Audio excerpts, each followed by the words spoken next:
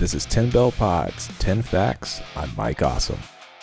Mike Awesome was a legendary big man in Japan and ECW that really helped the art form move forward, especially for big men.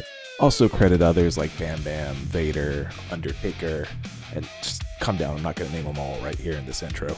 Just dudes that didn't stop at punch, kick, no sell, body slam. Mike Awesome's hardcore violence and high-flying style are the key reasons he's still remembered today. But if you need more than that, here are 10 facts about Mike Awesome. Number 1. Mike Awesome became a wrestling legend in Japan way before ECW. Despite many American fans remembering Mike as another ECW guy, the bulk of Mike Awesome's career, success, and legacy came in FMW. Mike was a true pop star in Japan long before he ever climbed the card in the US, working stadium shows, headlining major events, and having long title runs. Number 2. Mike Awesome was Hulk Hogan's nephew by marriage.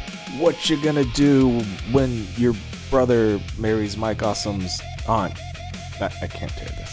This is kind of a confusing guy who knows a guy relationship, but it's real.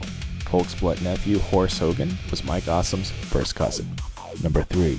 He wrestled under the name Mike Awesome from day one. Most wrestlers cycle through multiple names early in their career.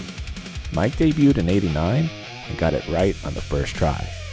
Now, he did wrestle as the Gladiator in FMW. He had the weird WCW gimmicks, but for the most part, he was just Mike Awesome. Number 4. Mike trained the old school way. No performance centers or ID packs here. Mike broke in during the late 80s, training under Steve Kern in Florida, at a time when a lot of wrestling schools were set up in strip malls. They also beat the hell out of you just to make sure you were tough enough to stick around, way before they ever told you the super secret that no one knows even today. It's a work.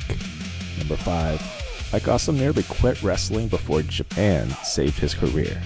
After struggling financially in Memphis and the US independence, Mike was cash poor and close to walking away from wrestling entirely.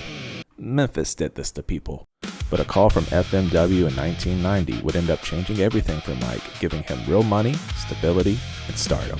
Number 6. The Gladiator was one of the most dangerous athletes in pro wrestling.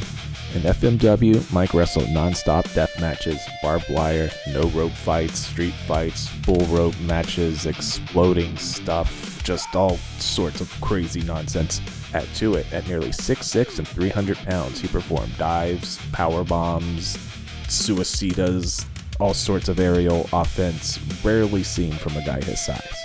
Number 7. Mike held the FMW Brass Knuckles Heavyweight Championship for 489 days. Mike's 489-day title reign was the longest in FMW's history. Acknowledge him. During that run, Mike cemented himself as the promotion's defining heel and spent the bulk of the time feuding with top stars like Hayabusa. Number 8.